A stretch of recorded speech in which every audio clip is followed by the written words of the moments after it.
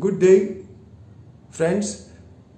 I'm Anil Agarwal, astrologer Anil Agarwal, and today we will be talking about the stock and financial markets.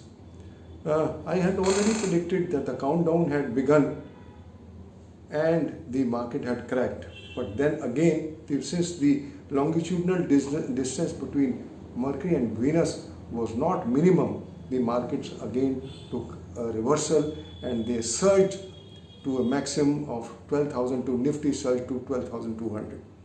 Now, on the 14th of October 2020, Mercury goes in retrogression and starts its journey to become closer to Venus. And it has been observed in the past that whenever Sun is in Libra, then the stocks and financial markets have had a hit.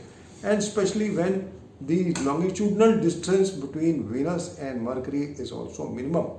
Now, on the 14th, the longitudinal distance between Mercury and Venus is 58 degrees. Normally, actually the difference can maximum be 74 degrees, but normally it has been seen that it does not cross 60 degrees and the Mercury normally becomes retrograde at that point.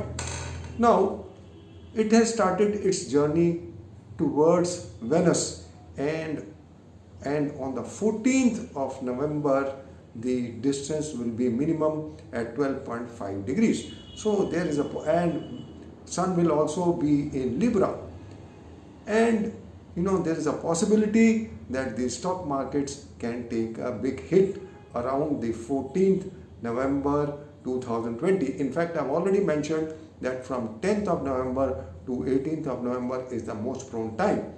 The another parameter is that when Saturn and Jupiter get conjunct in Capricorn, it's a time for financial markets to take a hit.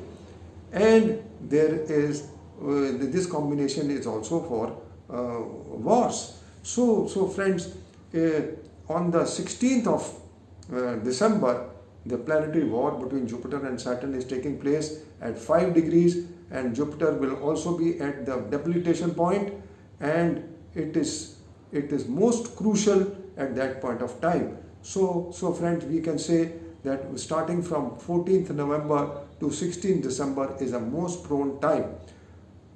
Friends, this is a research article, and if my predictions go wrong, please do not blame me. And any person who's investing or selling these stocks will be doing it at his own risk. And please read my disclaimer clause on my website. I am not responsible for any loss or gains if for anybody who invests according to my predictions.